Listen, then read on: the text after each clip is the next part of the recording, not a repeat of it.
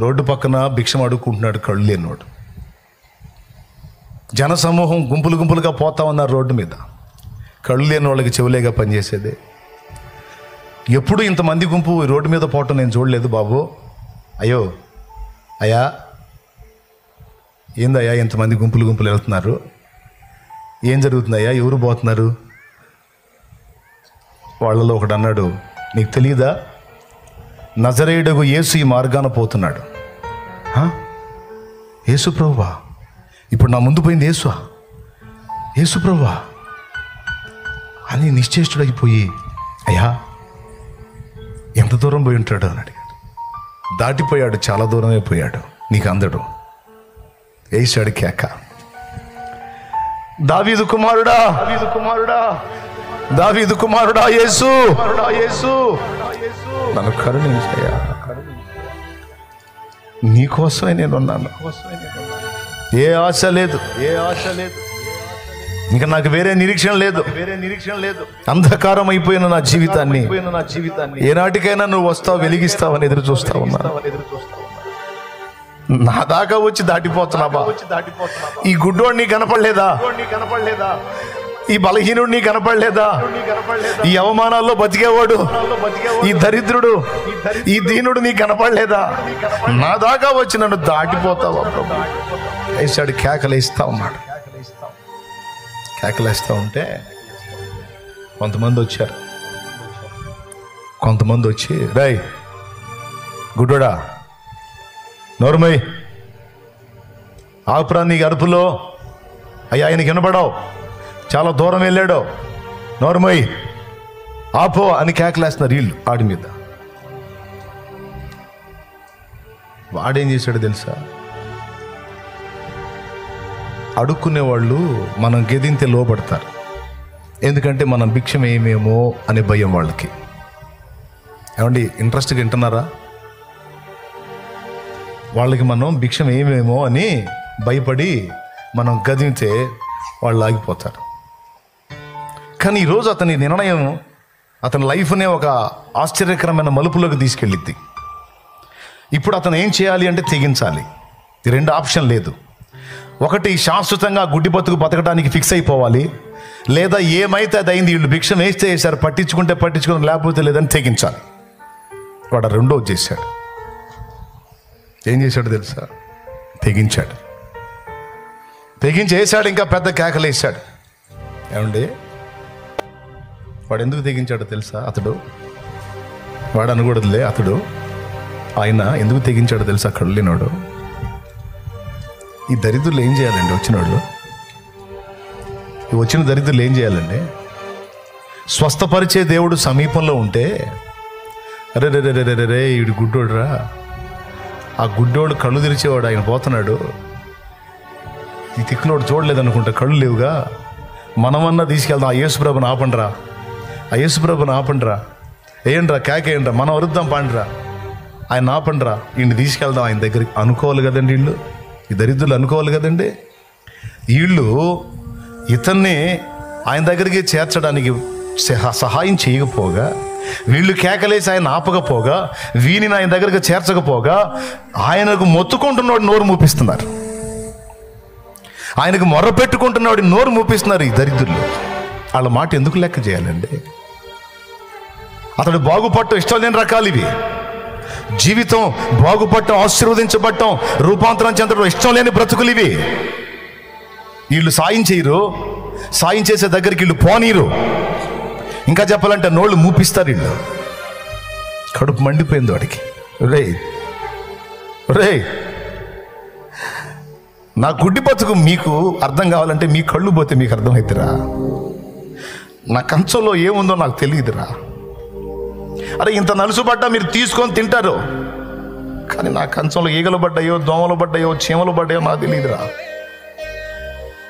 మిడతలు పడ్డాయో, ఏం పడ్డాయో తెలియదురా. నేను అలా కలుపుకొని తింటా ఉంటే అది నా పంటి కింద పడి నాకు అర్థమైనప్పుడు, నా నోరు వాసన వచ్చినప్పుడు అయ్యో ఏదో పడినట్టుందని అన్నాన్ని పక్కన పెట్టుకుని ఏడ్చుకుంటా చేతులు కడుక్కుని ఉంటా నేను.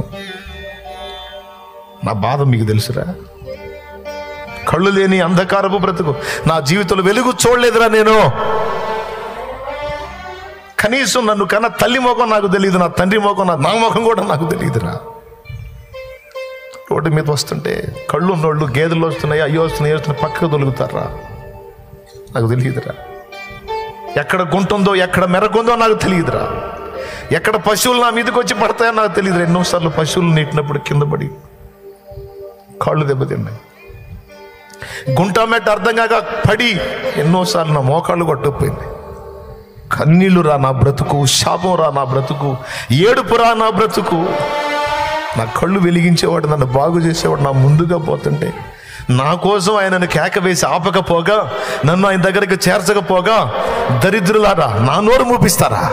మిమ్మల్ని నేను ఎందుకు లెక్క చేయాలరా? నేను మిమ్మల్ని నమ్మను, నేను ఆయననే విశ్వసిస్తాను, నేను ఆయననే నమ్ముకుంటాను. ఎందుకంటే మీలాంటి కఠినుడు కాడు ఆయన. ఆయన దయగలవాడు. ఎంతో మందిని బతికించినోడు, బాగు చేసినోడు, స్వస్థపరిచినోడు. నా మొర వినడా అని మళ్ళీ పెద్దగా అరిచాడట. దావీదు కుమారుడా అని ఇంకా పెద్దగా వేశాడు. ఆగిపోయాడు యేసయ్య.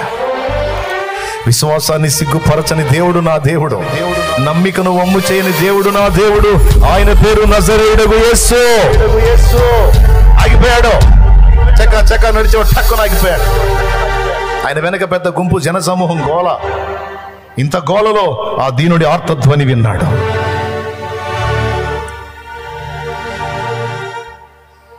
ఆగి అటు చూపించి వారిని నా యొద్దకు తీసుకుని రండి అన్నాడు.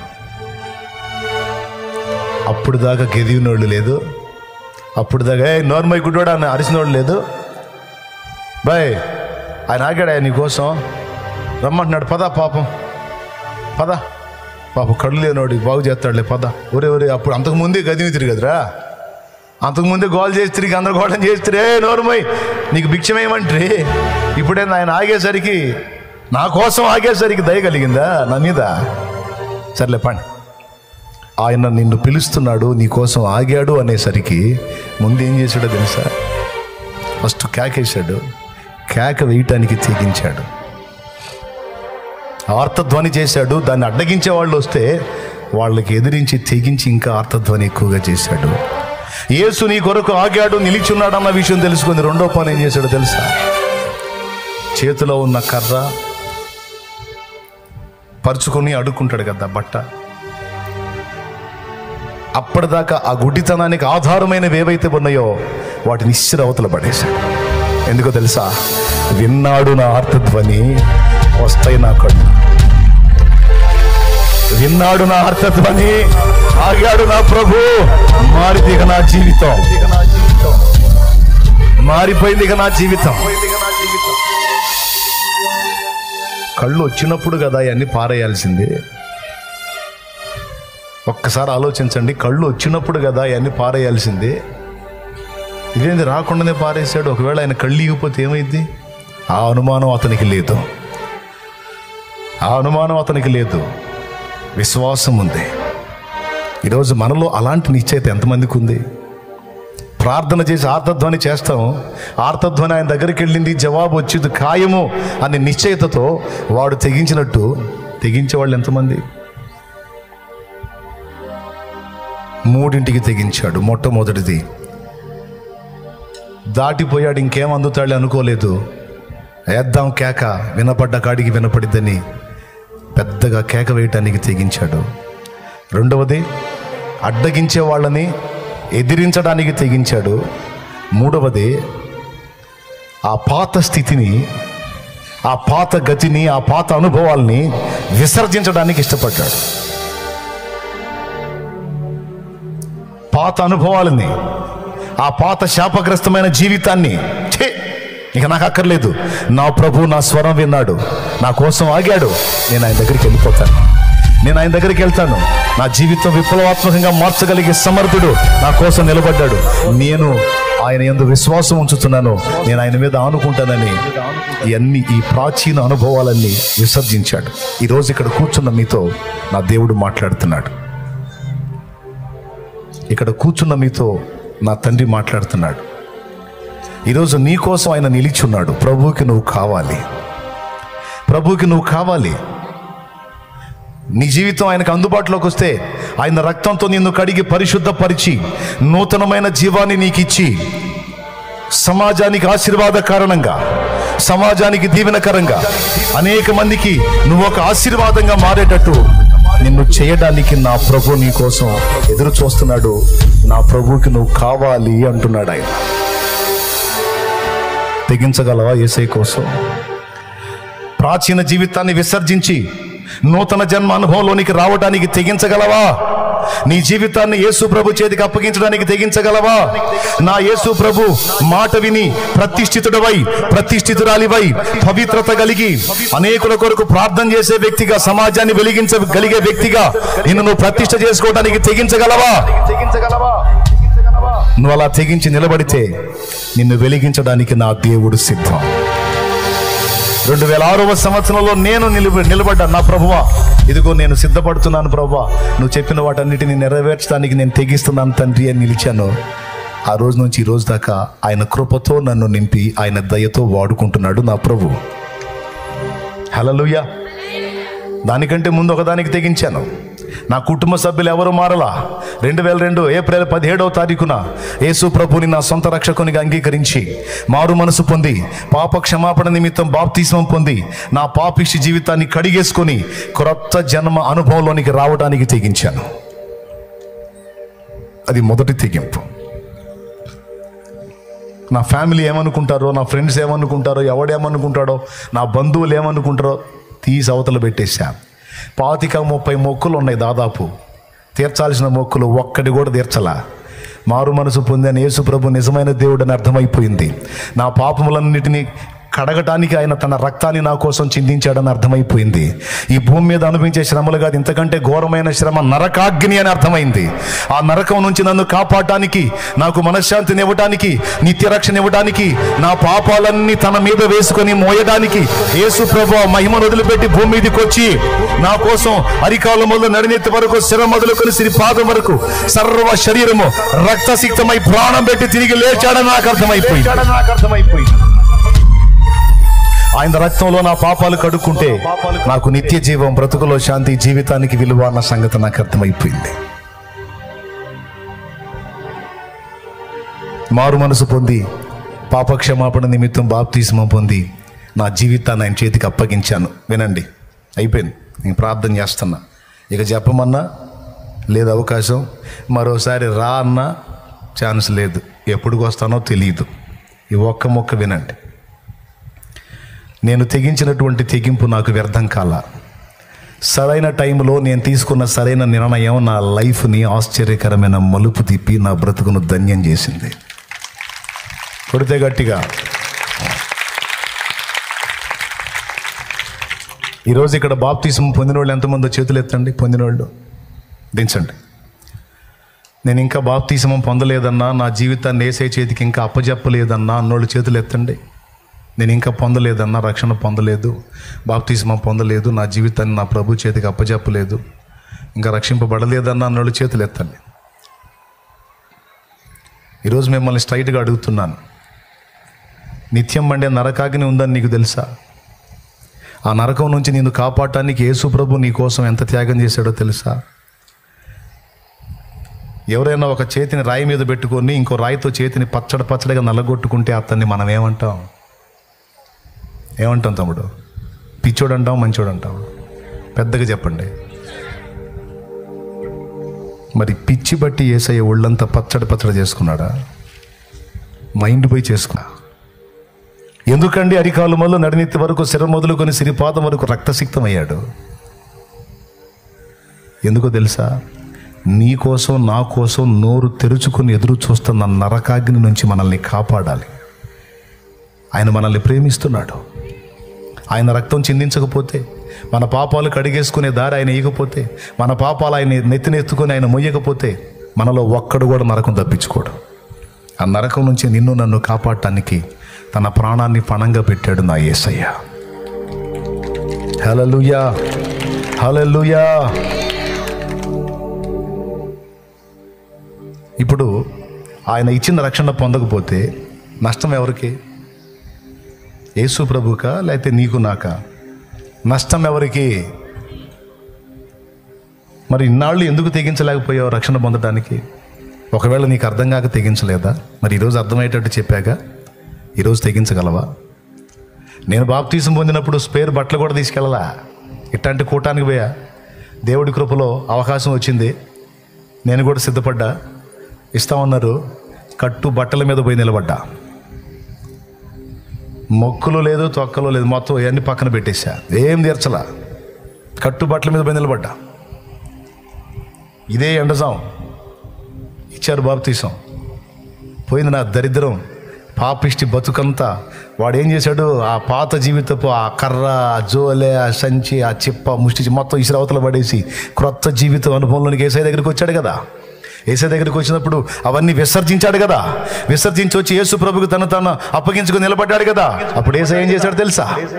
నేను నీకేం చేయగోరుతున్నావు ప్రభువా, నేను చూపు పొందగోరుతున్నా, నీవు కోరినట్లే నీకు అగును కాకపో అన్నాడు. పుట్టిని మొదలుకొని గుడ్డివాడైన మనుషుడి కళ్ళు వెలిగించబడ్డాయి. 2 కళ్ళు చూపు పొంది వెలిగించబడ్డవాడై, స్వస్థత పొందినవాడై అనేక మందికి వెలుగుగా మారాడు ఆయన. దేవునికి స్తోత్రం కలుగును గాక. నీకు తెలుసా, దైవ జనుడయ్యాడు తర్వాత ఆయన. ఆ కళ్ళు వెలిగించబడ్డాడు. ఈరోజు మీ అందరికీ చెప్తున్నాను, రక్షణ పొందిన వాళ్ళు దేవుని కోసం ఒక ప్రతిష్ట కలిగిన జీవితం జీవించాలనుకుంటే నీ వల్ల సమాజం దీవించబడిద్ది, నీ కుటుంబం ఆశీర్వదించబడిద్ది, నీ కుటుంబంలో శాపం తొలగిపోయిద్ది. రక్షణ పొందిన వాళ్ళకి చేయాల్సినటువంటి తీర్మానం చెప్తున్నాను. ఇంకా రక్షణ పొందలేదన్నా, నేను పాపిగానే ఉన్నానన్నా, నరక కూపంలోనే ఉన్నానన్నా అంటావా? ఈరోజు నీ కోసమే నన్ను పంపాడు.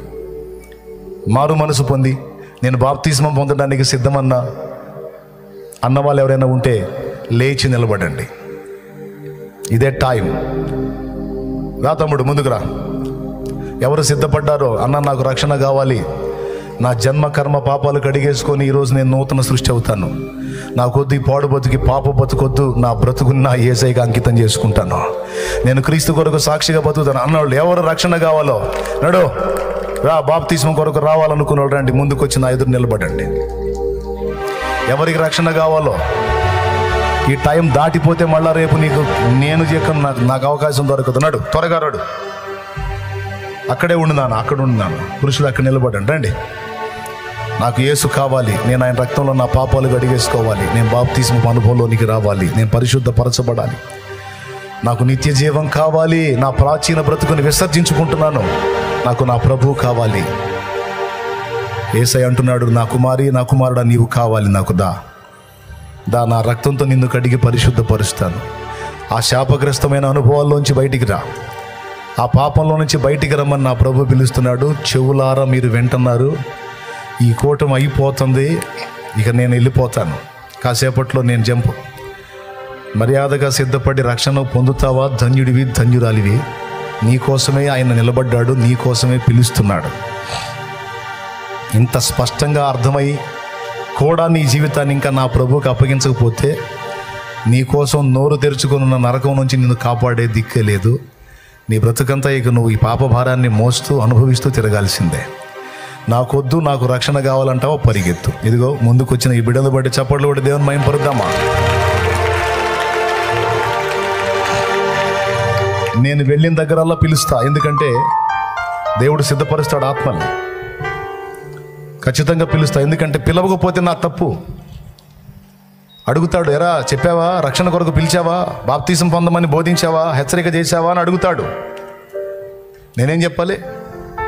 ఇప్పుడు నా తప్పులే, చెప్పాను ప్రభువా, చెవులారా విన్నారు, అనుభవాలు చెప్పాను, నా జీవితాన్ని సాక్ష్యంగా చూపించాను అని చెబుతాను.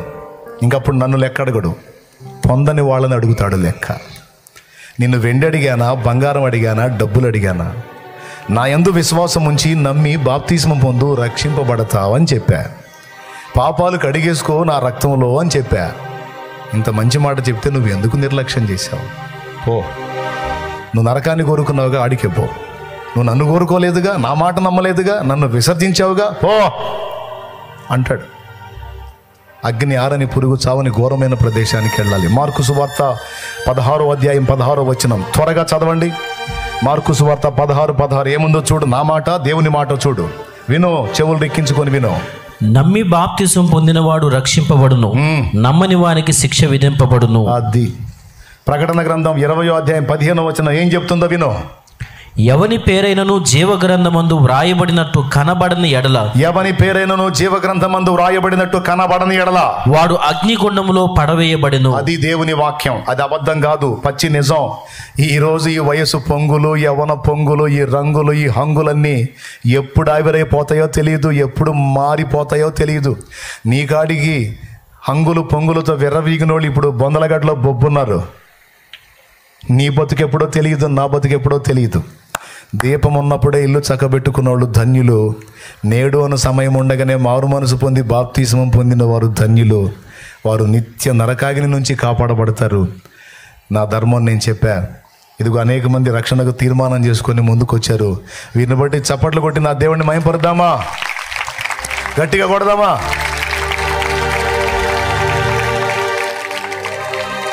మారు మనసు అక్కరలేని 99 మంది నీతిమంతుల విషయమే కలుగు సంతోషం కంటే మారు మనసు పొందు ఒక్క పాపి విషయమే పరలోకంలో ఎక్కువ సంతోషం కలుగునని నా ప్రభు మాట్లాడాడు.